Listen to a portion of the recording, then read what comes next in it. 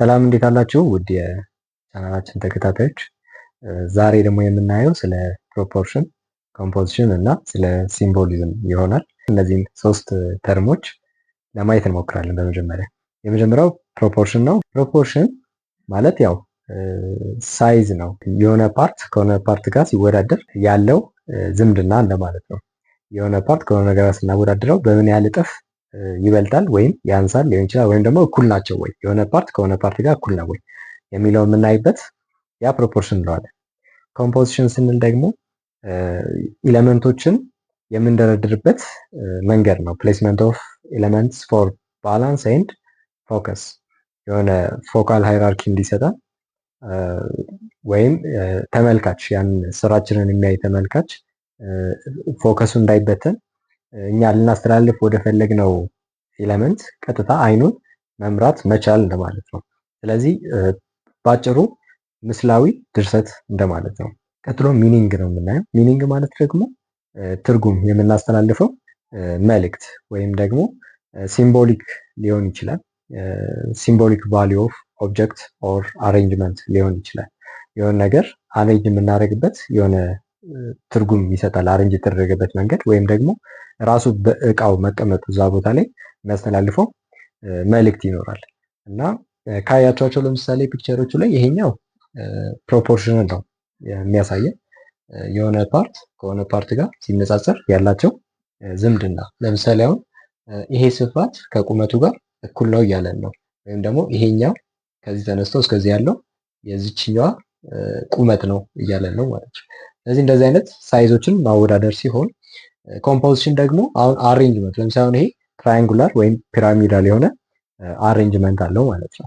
እዚህ ጋር ደግሞ ሲምቦሊክ ሪፕሬዘንቴሽን ነው። ለምሳሌ አበባ አለ፣ እዚህ ጋር ደግሞ ክሎክ አለን፣ እዚህ ጋር ደግሞ ስከል አለ እና ሶስቱም የሚነግሩ ነገሮች አሉ። ለምሳሌ ይሄኛው ታይምን ይገልጻል፣ ይሄኛው ደግሞ ዴዝ ይገልጻል፣ ይሄኛው ደግሞ ላይፍን ሊገልጽ ይችላል ማለት ነው። ስለዚህ ሲምቦሊክ ሪፕሬዘንቴሽን ነው ማለት ነው። ለምሳሌ አሁን ይሄንን በሳህን የተቀመጠ ፍሩቶች ስታዩ ምን አይነት ሚኒንግ ይሰጣቸዋል? ይሄን ለእናንተ በቤታችሁ እንድትወያዩበት እተውላችኋለሁ። እንደ ኤግዛምፕል የምናየው የደች ስቲል ላይፍ ወይም እንደ አርት ሙቭመንት ነው። የሆነ ታይም ላይ በጣም ትልቅ የነበረ ንቅናቄ ነው። ስለዚህ የደች ስቲል ላይፍ ወይም ቫኒታስ አርት ስታይሉ የደች ጎልደን ኤጅ ላይ የነበረ ወይም ቫኒታስ የሚባል ሲሆን ዋና የሚገለጽበት ካራክተሮች ደግሞ አንደኛው ሲምቦሊክ የሆኑ ኦብጀክቶችን መጠቀም ነው። ሲምቦሊክ ስንል ለምሳሌ ስከል ሊሆን ይችላል፣ አጽም ወይም አበባ ሊሆን ይችላል፣ ወይም ሰዓት ሊሆን ይችላል። እነዚህ ነገሮች ይጠቀሙ ነበረ። በአጠቃላይ ደግሞ ያለው የስነ ጥበቡ በአጠቃላይ ፍሬምወርክ ወይም እንደ ቴም የምትሉት ነገር ደግሞ እሱ ደግሞ ሞርታሊቲ ወይም ሞትን ሟች መሆንን ማለት ነው አይደል? ያንን ወይም ጊዜን ወይም ደግሞ ማቴሪያሊዝምን እነዚህን የሚገልጹ ናቸው። ስለዚህ አርትወርኮቹ በአጠቃላይ የሚገለጹባቸው ለምሳሌ ድራማቲክ የሆነ ላይቲንግ ይጠቀሙ ነበር። በጣም በጥንቃቄ የተነደፈ የልኬት ወይም ፕሮፖርሽን ይታይ ነበር ስዕላቸው ላይ። እዚህ ጋር እንደ ጥያቄ ዲስከስ እንድታደርጉበት ይሄን ፒክቸር ስታዩ የሳሊው ሄርመን ስቲንዊክ ይባላል። የደች አርቲስት ነው። አን አሌጎሪ ኦፍ ዘ ቫኒቲስ ኦፍ ሂውማን ላይፍ ይሰኛል። እና ይህንን ምስል ስታዩ ምን አይነት ትርጉም ይሰጣቸዋል? እስኪ በዲቴል ለማየት እንሞክር። እሺ፣ ከሚኒንግ አንጻር ለምሳሌ ስከሉ እዚህ ጋር የምታዩት ሟች መሆንን አይደል፣ ዴዝን የሚገልጽ ሲሆን አክቹዋሊ ኢትስ ፎካል ፖይንት ነው አይደል፣ የፒክቸሩ መሀል ላይ ነው ያለው። ይሄ ደግሞ መጽሐፍ የተገለጠው ጥበብን ወይም ኖሌጅን ይገልጻል። እዚህ ጋር ደግሞ እንደ ፍሉት ነገር አለች። እሷ ደግሞ ይሄ በሴንሰሪ ኦርጋኖች የምናገኛቸውን ፕሌዥሮች ወይም በማየት በመስማት እንደዚህ አይነት ሚውዚክ ሊሆን ይችላል ወይም ቲያትር፣ ማንኛውም ብቻ በሴንሰሪ ኦርጋኖቻችን ሰብስበን የሆነ ነገር ሰብስበን ፕሌዥር ወይም ደስታ ማግኘትን የሚገልጽ ነው ይሄኛው። እዚህ ጋር ደግሞ የሳሙራይ ሶርድ አለ፣ ዋሪየር መሆንን ይገልጻል ወይም ደግሞ ፐርፌክት የሆነ ክራፍትማንሺፕን ይገልጻል። እዚህ ጋር ደግሞ የምታዩት ሲልክ አለ፣ እንደ ፐርፕል አይነት ነገር ነው። በዘመኑ ፐርፕል አይገኝም ከለሩ ላይ ውድ የሚባል አይነት የተወሰኑ ጥቂት እንትኖች ብቻ የሚለብሱት አይነት ነገር ነው እና ሀብትን ነው የሚገልጸው ባጭሩ። ይሄኛውና እዚህ ጋር የምታዩት ሼል ሁለቶቹ ሀብትን ይገልጻሉ። ይሄኛው ደግሞ እዚህ ጋር አንድ ጋን ታያላችሁ። እሱ ደግሞ የአንድን ህይወት ሰስቴን ለማድረግ የሚጠቅሙ ለምሳሌ ውሃ ሊሆን ይችላል ወይም ዘይት፣ እንደዚህ አይነት አሁን ዘይት፣ ውሃ እንደዚህ እንደ ሪፕሬዘንቴሽን ይቀርባሉ እንደ ሲምቦል ሆነው ማለት ላይፍ መኖሩም ማለት ነው። ወይም ደግሞ ላይፍን ፊድ የሚያደርጉ ኤሌመንቶች ናቸው። ኮምፖዚሽን ላይ ስንመጣ ኮምፖዚሽኑ እንደምታዩት የታችኛው ትራያንግል ላይ ኦብጀክቶቹ ኮምፓክት ተደርገው ተቀምጠዋል እና እዚህ ጋር የምታዩት ቮይድ አርቲስቱ ሪፕሬዘንት ሊያደርግልን የፈለገው ምንድን ነው? ይሄ ፊዚካል ወርልድ ከሆነው በተጨማሪ ይሄ ስፒሪቹዋል የሆነው ቮይድ ወይም ዓለም እንዳለ ላይክ እኛ የሌለንበት አሁን ከፊዚካል ከሆነ ውጪ የሆነ ስፒሪቹዋል ወርልድ እንዳለ ያን ለማሳየት ነው እና እዚች ጋር ብርሃኗ ሁለቱን ሊንክ የሚያደርግ ነው። ስፒሪቹዋል ላይፍን እና እኛውን የምንኖርበትን ፊዚካል የሆነውን ዓለም ሁለቱን ያገናኘበት ይሄ ቢም ኦፍ ላይት ነው። ስለዚህ በአጠቃላይ ካያችሁት ኮምፖዚሽኑ እንደዚህ ኤክስ የሚሰራ አይነት አሬንጅመንት አለው ማለት ነው። ስለዚህ ይሄን ይመስላል። አሁን በቤታቸው የምትሰሩት አንድ አክቲቪቲ እንሰጣቸዋለን። ይሄም አክቲቪቲ ምንድን ነው?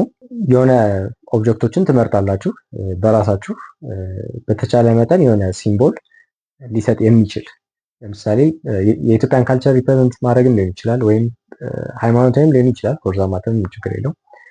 ወይም ደግሞ በቃ ዴይ ቱ ዴይ አክቲቪቲም ደግሞ ለምሳሌ የአዲስ አበባ ልጅ ከሆናችሁ አዲስ አበባን የሚገልጽም ኤሌመንቶች ሊሆኑ ይችላሉ። ስለዚህ እነዛን ኦብጀክቶች ትመርጡና አሬንጅ ታደርጋላችሁ ማለት ነው። ስለዚህ መጀመሪያ በስኬች ዝም ብሎ ላይት የሆነ ስኬች ትሰራላችሁ። ላይክ በቃ ትራያል ማለት ነው።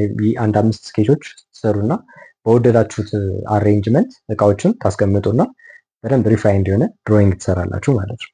ከዛ ቶን ትሰጥቷላችሁ። ድሮይንግ ከጨረሳችሁ በኋላ ቶን ትሰጥቷላችሁ።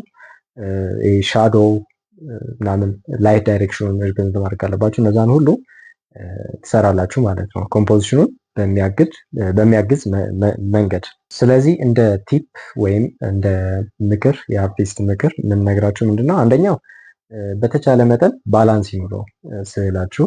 ለምሳሌ በዚህ ሳይድ የሆነ ኤሌመንት ካለ እሷን ባላንስ የምታደርግ የሆነች ኤሌመንት ብትኖር አሪፍ ነው፣ ባዶ እንዳይቀር። አሁን ለምሳሌ ይሄ ቢወጣ ባላንሱ ይጠፋል አይደል? ሌላው ደግሞ ይሄ ሊድ የሚያደርጉ ላይኖች ማለት ይሄ ቪዥዋል ሙቭመንት የሚፈጥሩ እንትሮችም ላይኖች መፍጠር ብትችሉ ጥሩ ነው። ነገሮች የሚደረደሩበት መንገድ ጠቋሚነት ቢኖረው ማለት ነው። ከአንድ ወደ አንዱ እንደዚህ ቅብብሎሽ ቢኖረው እንደዛ ቢኖር ጥሩ ነው። እነዚህን ሀሳቦች አሁን በስኬች ደረጃ ነው የምትጨርሷቸው ኮምፖዝ ስታደርጉ። ሌላው በጣም ብትን እንዳይል ማለት ያልተያያዙ እንዳይሆኑ ማለት ነው። እርስ በርስ ኦቨርላፕ የማያደርጉ ላይክ አንድ ኤሌመንት እያለ እንደዚህ ከሆነ ክለስተር ይፈጥራል ማለት ነው፣ ብትን የማለት ነገር።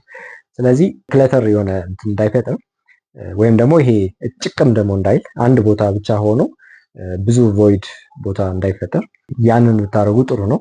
ስለዚህ ስቲል ላይፍ መስራታችን ጥቅሙ ምንድን ነው? ያንን ነው የምናየው። አንደኛው ኮንትሮልድ በሆነ ላይት ትሰራላችሁ ነው። ለምሳሌ አሁን አውትዶር ላንድስኬፕ ምናምን የምትሰሩ ከሆነ እንደ ጀማሪ ላይቱ በጣም ብዙ ጊዜ ሊቀያየር ስለሚችል ትንሽ አዳጋች ሊሆን ይችላል፣ ልምድ ከሌላችሁ ማለት ነው። ኢንዶር የሆነ ስቲል ላይፍ የምትሰሩ ከሆነ ግን ናቹራል ሊሆን ይችላል። ናቹራል ማለት ካንድል ላይት ምናምን ሊሆን ይችላል፣ ወይም ደግሞ አርቲፊሻል አምፖል ምናምን፣ ብቻ ኮንትሮልድ የሆነ ላይት ይኖራቸዋል የማይንቀሳቀስ። ስለዚህ መስራት የምትፈልጉት የላይት አሬንጅመንት በዛ ስዕሉ መጨረስ ትችላላችሁ። ዋናው ጥቅም እሱ ነው። ሁለተኛው ደግሞ ኦብዘርቬሽን ስኪላችሁ ያድጋል። አሁን እንደ ሰዓሊ ኢማጂኔቲቭ መሆንም ያስፈልጋል፣ የኢማጂኔሽን ስኪል እና ኢማጂን ያደረጋችሁትን ደግሞ መስራትም ያስፈልጋል። ግን ያንን ኢማጂን ያደረጋችሁትን ከመሳል የሚቀድመው መጀመሪያ የምናየውን የማስቀመጥ አቅም ሊኖር ይገባል። በአይናችን ያየነውን ማስቀመጥ ከቻለን በመቀጠል ደግሞ በምናብ ያየነውን ደግሞ ወረቀት ላይ ማስቀመጥ እንችላለን ነው። ሌላው ደግሞ ፐርሰናል ለሆነ ሲምቦሊዝም ነፃ የሆነ እድል ይሰጣችኋል። ለምሳሌ ሰዓት ሊሆን ይችላል ወይም ብርጭቆ፣ ጀበና፣ ብቻ እናንተ የሆነ ሚኒንግ ጋር ልታያይዙ ትችላላችሁ። ስፔሲፊካል ደግሞ እናንተ ከኖራችሁበት ከላይፋችሁ ጋር የሆነ ሚኒንግ ካለው ለምሳሌ የቤተሰባችሁ አባል ጋር የሆነ ሊንክ ሊኖረው ይችላል ወይም በሆነ መንገድ ሊገናኝ ይችላል። ስለዚህ እንደዛ አይነት ሲምቦሊዝም ትፈጥሩበታላችሁ ነው። ለዛሬ የነበረ ቱቶሪያል ይህን ይመስል ነበረ። ቀጣይ ቱቶሪያሎችን በቅርቡ የምንለቅ ይሆናል። ተከታተሉ። እናመሰግናለን።